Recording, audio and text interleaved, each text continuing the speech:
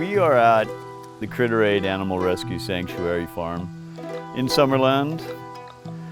This fine specimen of a napping wonder with his Buddha Zen of relaxation is Mr. Banks. He might get up during this interview in which I could be displaced because he goes where he wants to go with his 600 plus pounds.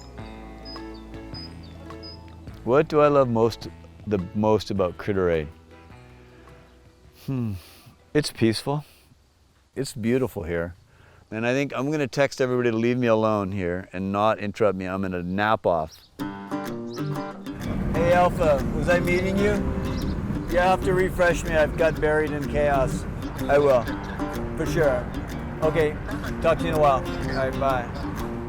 Coming here, I could see the work that they needed help with, and then I just jumped in and started on project after project. Everything unfolds. You start meeting the core volunteers that are here all the time. Don is like the pink bubble in the room. He's always got the brightest energy, the brightest smile, and he's always happy to be there. He never shies away from hard work. He never stops. He always wants to complete, and there's always a finish line ahead of him. I call it the starting line, and the starting line is all pastures done, antiquated buildings rebuilt, getting up to date. I help out in a lot of areas, so a list would be, and it'll ramble.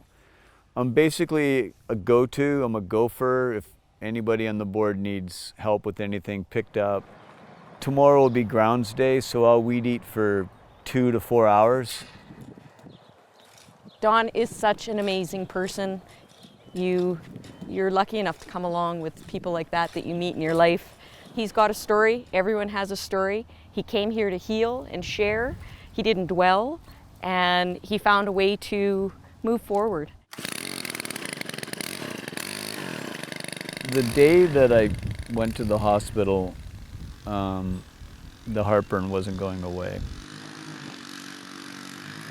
They said, okay, let's get you inside. So sat on a bed, hooked up some machines, and I said, maybe I'm having an anxiety attack, just etc. And he goes, oh no, you're having a full-blown heart attack. See these 3 peaks?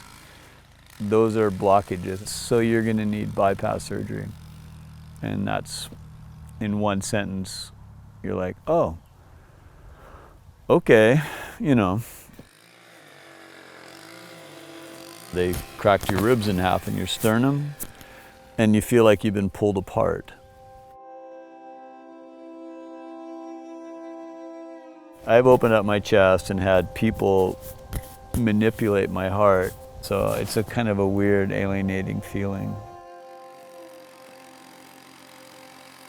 At that time, I'd been doing almost 10 months of home hospice care for my brother who had throat cancer, and I watched just somebody slowly die. My heart was broken, like not only broken, but it also had bypass surgery, right? I needed 6 months off work, and my daughter said, you should adopt a rescue cat, and that's how I found Sycamore Sammy, who had been hit by a car, lost 8 teeth, was gonna lose an eye. I thought, wow, that's right up my alley. So I came to start to check them out. And when I came here, I had a work mandate of 6 months off. Like there was no way you could come back to work. It was difficult to put the brakes on to not do anything. Well, I'm a very active person, multiple job, multiple volunteering, always forward. So when you're told like, hey, stop, you can only do things for 1 hour a day. And you're like, what? You can't do 1 hour. Who does? I don't do 1 hour, no. For a month, I was only allowed to increase walking by 2 minutes at a time. As I became stronger, I could put more and more hours in. So I basically rehabilitated my heart, and on many levels, right here, I think like a lot of us, Don's heart healed better when it was helping others. One night I was having a bed night around Christmas. He went and hung all these misshaped Christmas lights for us so the cats could have Christmas lights because it was important to me, and he made it happen. Like, he's that kind of dude. He knows it's important and it makes the animals happy. He goes above and beyond to do it. And that's the thing about Don. He is the Band-Aid when your heart is smashed. What inspires me is the other volunteers. You know, you come back for each other. I'll take your hat and jacket. I'll bring you in out of the rain. A lot of people that come here, they're expecting that we're just a sanctuary for animals. And we realize that absolutely everybody has a story, just as well as the animals do. And we share. We share that healing, and we share that love, and we share that feeling of belonging.